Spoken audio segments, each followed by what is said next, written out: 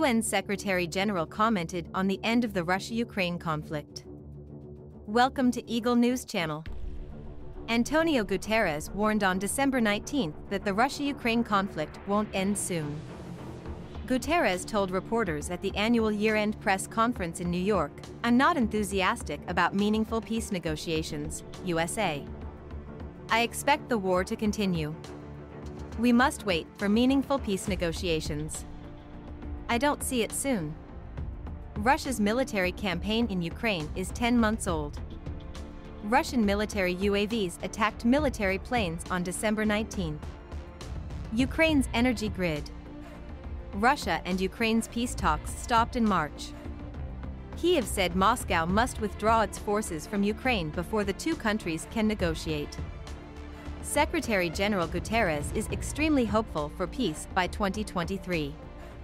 He cited consequences for the Ukrainian people, Russian society, and the world economy if no compromise is reached.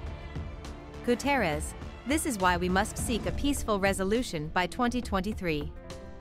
Robert Wood, Deputy U.S. Ambassador to the UN, attacked Antonio Guterres on December 19 for giving in to Russian threats by not deploying fresh envoys.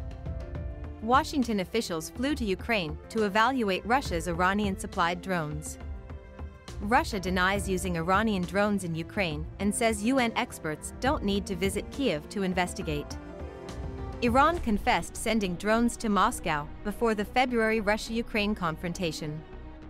Providing Iran-made drones to Russia violates a 2015 UN Security Council resolution on the Iran nuclear agreement, say the UK, France, Germany, the US, and Ukraine. Robert Wood, "We regret the UN didn't investigate this breach. We're upset that the Secretariat, bowing to Russian threats, hasn't completed its investigation." Mr. Guterres said UN personnel were evaluating the information and would report when ready. When asked about the pressure he faces, Secretary General Guterres said the Western claim is being examined in the bigger picture to assess if we should send a mission to Kyiv, or at any point. Vasily Nebenzia, Russia's UN envoy, said Monday that UN officials shouldn't bend to Western pressure and that any outcome of this false probe is meaningless. Amir Saeed Iravani, Iran's UN ambassador, said Tehran hadn't given Russia any banned products. He verified that Iran's drones provided to Russia before February were not on the Security Council's banned list and have not been transferred for use in Ukraine.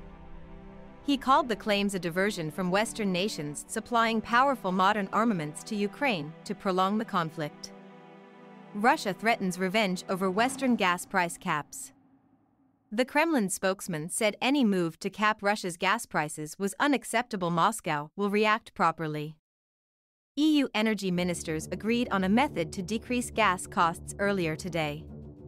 The cap will be activated if gas on the Dutch TTF exchange, considered the European standard, surpasses €180 per megawatt-hour within 3 days. Dmitry Peskov, "This violates the market price-setting mechanism."